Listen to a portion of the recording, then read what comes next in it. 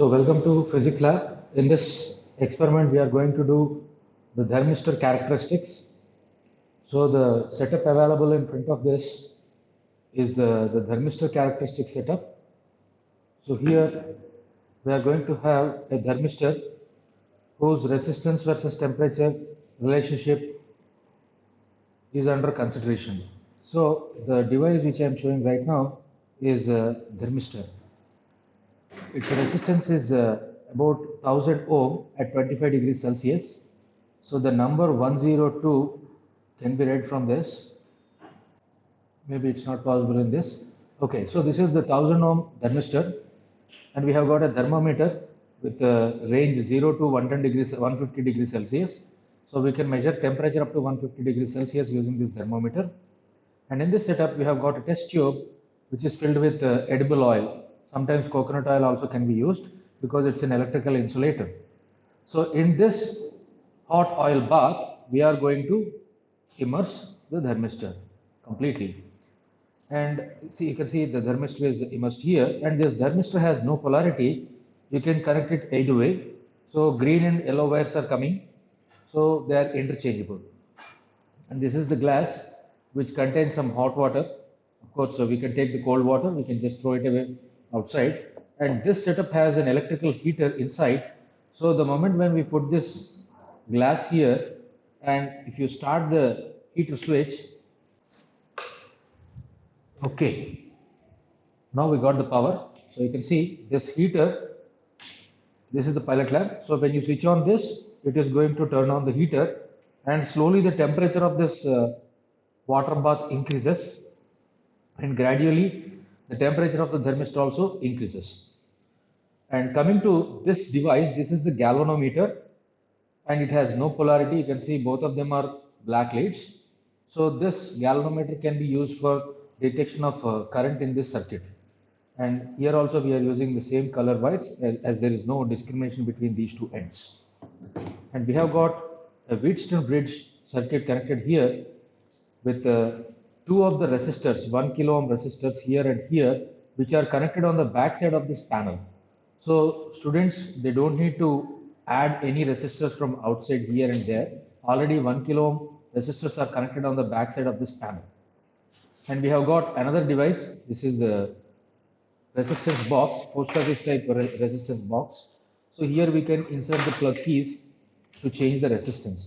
So whichever plug key is removed, here for example 2 is there, so 2 ohms gets included, and similarly it is 10 is there, so 10 plus 2 12, and here it is 20, so 32, and then 50 82, and then 100. So 182 82 ohms resistance is now in this case as an example. So if you just close all the keys, the resistance is going to be 0. And there is one more plug key which is mentioned as INF, infinity. So this just makes the circuit an open circuit. So if you just remove the key, no resistance is going to get included. It's open circuited, means infinite resistance. Okay, always make sure that the infinite resistance is shorted. And usually when you start the experiment with a room temperature of about 25 to 30 degrees, the resistance of this thermistor is going to be around 1000 ohm. So it is safe to keep 1000 ohm resistance in the resistance box before you start the experiment. And coming to other, we have got a switch. This switch simply delivers DC power to this Wheatstone bridge. And the DC voltage is almost fixed at 2 volts. So internal voltage is set for 2 volts. And with that voltage, we are going to power the circuit, as it doesn't require too much voltage. And also we know the fact that Wheatstone bridge doesn't depend on the applied voltage. And we are dealing with a resistance of 1 kilo ohm thermistor. So it is safe to have a 2 volt power supply. That is sufficient. Otherwise, if we use higher voltage, Wheatstone bridge has no effect, but the thermistor may develop self-heating, and it may quickly destroy the life of the thermistor. So it is better to keep 2 volts. This is regarding the components used in the circuit. And coming to experiment, the wiring, the circuit diagram.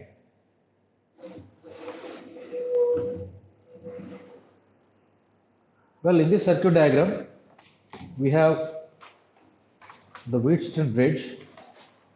This one already shown over there with 4 resistances. And our aim in this experiment is to study the variation of resistance with temperature. You can see the resistance R of t is A e power B by T. This is the formula used here. Resistance R is the resistance of the thermistor at temperature T Kelvin. A is a constant with a dimension of resistance. So the unit of A is going to be ohm. And B is another constant, another coefficient for this thermistor or thermal coefficient of thermistor whose dimension is of temperature. So B is going to be measured in Kelvin. A in ohm, B in Kelvin. So what we are going to do is we'll simply vary the resistance, vary the temperature of this thermistor by putting it in the hot oil bath, and we are going to observe how much is the resistance at a given temperature. So resistance versus temperature relationship is going to be studied under this experiment. And what is the reason for using Wheatstone bridge? Well, with this Wheatstone bridge setup, you can see that we are having 1 kilo ohm, 1 kilo ohm connected here as R1 and R2. And in place of R3 and R4, we have RB, the resistance box, and RT, the resistance of the thermistor. So this setup we are going to connect. Now coming to the operation of the circuit, when the bridge is balanced, that is when the galvanometer shows no deflection under the externally applied voltage condition, the bridge is said to be balanced. So in that case, R1 by R2 gets equal to RB by RT. As we chose R1 and R2 as 1 kilo ohm each, so R1 by R2 gets cancelled, it becomes 1, or in other words, RB gets equal to RT. So the resistance of the thermistor can be directly read from the resistance box resistance. So whatever you maintain in the resistance box, whatever resistance that you maintain in the resistance box, same will be the resistance of this thermistor. So in that way, we are going to measure the resistance of the thermistor.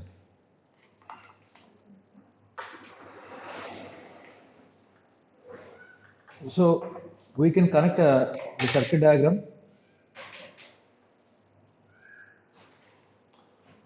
Already it was printed on the board. So if you start from this particular turnout, so here we have got three connections. I mean, three terminals are joining here. You can see. So one of the terminal is coming from 1 kilo ohm resistance, another one is also from 1 kilo ohm, and third one is from galvanometer. As we already mentioned that 1 kilo ohm resistors are there on the back side of this panel, already they are soldered. So there is no need to connect them from outside. The only thing left over is galvanometer's one end. So you can see this yellow wire coming from the galvanometer is going here. Of course, galvanometer is interchangeable because it just detects the presence of current but not any direction. So it is independent of polarity. So we chose one of the terminal of galvanometer to connect here. This junction is over. Now let's come to this junction. Here we have got 1 kilo ohms other end, resistance box one end, and the power supply is positive. So all the three are joining here. As 1K is there from the back side of the panel, you can forget about this connection. Coming to resistance box one end. See, this is the resistance box. It is also having no polarity because resistance has no polarity. We chose the green wire of this. So that came up to here. So the green wire of the resistance box is connected here. And also the power supply is positive. So it is also coming to this particular terminal. So these two are joined. And similarly, you can forget about this node now. These two are over. Let's come to the third one. Here, in this case, three connections are there. One is coming from the galvanometer's leftover end. Another one is coming from the resistance box leftover end.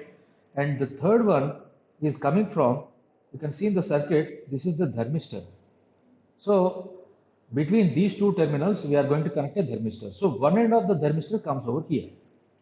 So at this junction, three connections are to be made. First one is from resistance box, next one is from galvanometer, and third one is from the thermistor. So we can see, so this wire is coming from galvanometer here, and also you can see the resistance box yellow wire. So the resistance box yellow wire, which is the leftover one, it is also coming, and the third one, which is the green wire, coming from one end of the thermistor. So thermistor is also non-polar device. You can connect it either way.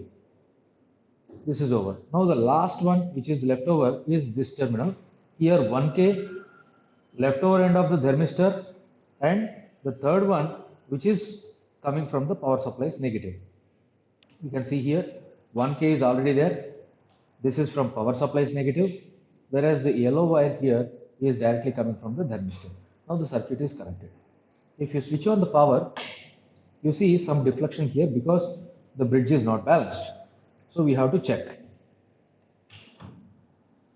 We can little tap this instrument. Sometimes it gets stuck because of the spring. So even for 500, it did not get balanced. So it is still on the left hand side. It means I should increase the resistance. Let me increase 200. So it has crossed that zero. Means it is neither 500 nor 700. It is in between. So somewhere around 100. Even this also not get balanced. So it is even less than that. Let me take out, sorry, yeah, let me take out 100. These two are 200s. Close to that, but not yet balanced. Some more 50, more. No, it's not so. So 20, maybe. Another 20, crossed. So let me put back this 10 also. So it's still more. So I think it is around 40 or 30, maybe. So it's almost balanced. So the resistance for which it got balanced is 500 plus 100, 600. 600 plus 40, 640 ohms is the resistance of the thermistor at current temperature. Here the current temperature, as the experiment was done recently, it was hot, the water hasn't been changed. And if you take a closer look, it shows around 35 degrees Celsius. It's 34 approximately. So at 34 degrees Celsius, this was the resistance shown by the meter.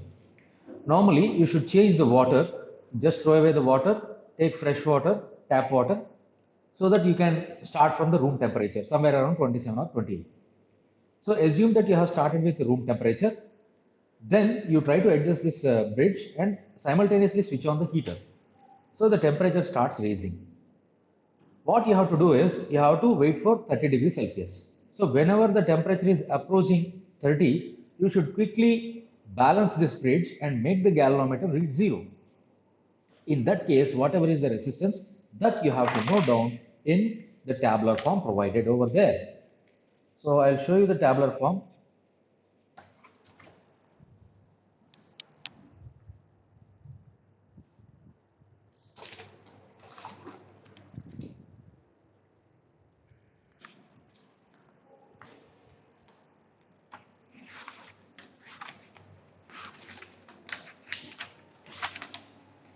So this is the tabular form for thermistor characteristics experiment. You can see the first column is temperature in degrees Celsius, second column is resistance in ohm, third column temperature in Kelvin, which you can calculate later, and rest of the columns are 1 by T, this is the Kelvin inverse, which I am calling as Xi, ln of R, natural logarithm of the resistance R of the thermistor, which I am calling as Yi, and then Xi minus X bar into Yi. Here X bar refers to the average value. You can see here the average value. So take the sum of all and divide by the number to get the average. Similarly, Y bar is also the same thing. So X bar and Y bar are known parameters now. So Xi minus X bar into Yi, and similarly Xi minus X bar whole square. So Xi minus X bar into Yi means take this value of Xi, subtract the X bar average value from this Xi, and then multiply that particular value with this corresponding Ya. That is going to be Xi minus X bar into Ya. And similarly, Xi minus X bar whole square. For each case, you can calculate.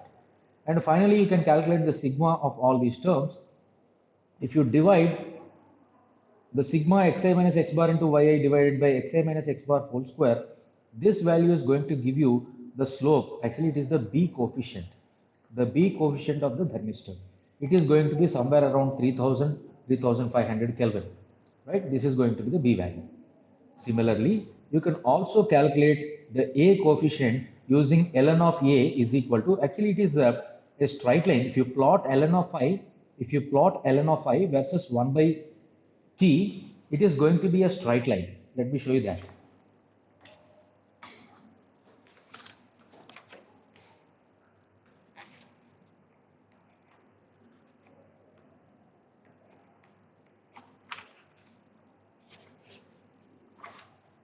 So if you pay attention on this graph, you can see this is ln of R axis, this is 1 over T axis. And if you plot the ln of R over 1 by T, it is going to be a rough straight line, and using the straight line's slope, one can calculate the B. Actually, we have cut the axis, we did not show the entire portion of the graph, but if you can plot the entire graph, this line, straight line, is going to make a y-intercept. It is going to cut the y-axis. That y-intercept is what we call as ln of A. But unfortunately, in reality, it is not possible to calculate that value on a normal graph paper. Reason is, these 1 by t's are extremely small, and if you want to plot them, you need to expand the scale, and within that expanded scale you can't have the origin. You need a very big graph sheet. So to avoid this, we are calculating the A value only from table. And similarly, if you study the variation of resistance with the temperature, you can see it is a non-linear fall of resistance as you increase the temperature, right? Now let's come back to the tabular form. So in this tabular form, you start at 30 degrees Celsius, note down the corresponding resistance using the method which was described earlier. And then you convert it into Kelvin. Just add 273 to the temperature 30, which is going to be 303 Kelvin. Similarly, invert it and similarly calculate the natural logarithm of this resistance that you have observed here. And then you can calculate the rest of the things.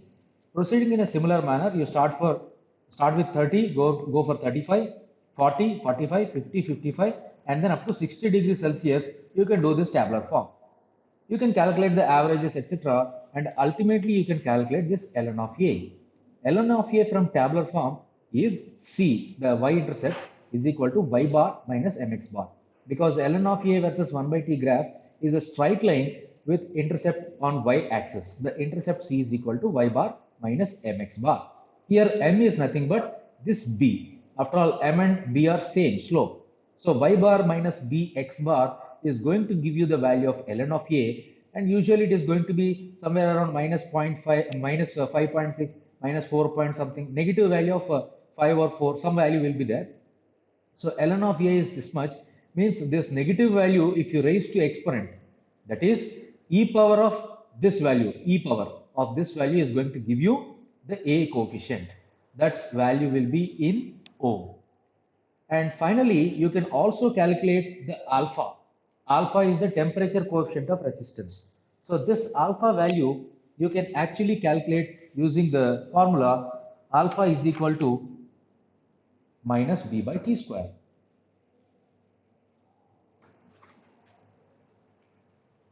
I hope it is clear to you. Alpha equal to minus b by t square. So take the b either from table or from graph and choose the t as the temperature of room, that is 300 Kelvin. At around 27 degrees Celsius, that is 300 Kelvin, we are going to estimate the alpha value. Typically, alpha value will be about 3 to 6% per Kelvin. So per Kelvin raise, the resistance of this thermistor is going to either enhance or decrease with about 3 to 6% of initial value. So this is going to be the alpha. In this way, you can conduct the experiment, and the warning while doing the experiment is you make sure that whenever you are approaching a specific required temperature, let us say you want to do the experiment at 30, before 2 degrees itself, that is at 28 degrees itself, you should be ready with the galvanometer in balanced condition. Why? Because if you don't do that, and if you wait for 30 degrees Celsius, and after reaching 30 in the thermometer, if you start plucking out these keys and if you try to balance the bridge, it takes a little time. Meanwhile, the temperature may rise. It may show some 31 degrees or 32 degrees. So you may miss the reading. And one more thing, if you miss the reading in the middle, don't try to cool it to a previous temperature. That is going to cause a thermal hysteresis. Gives you wrong values. So you should do the experiment continuously by raising the temperature from 30 to 60 continuously, or you can cool the thermistor from 60 degrees Celsius to 30 degrees Celsius. As cooling of thermistor is not that fast, we chose the raising of temperature method, right? So in that way, you can perform the experiment, you can get the values, and you can get the alpha, A, and B. Thank you.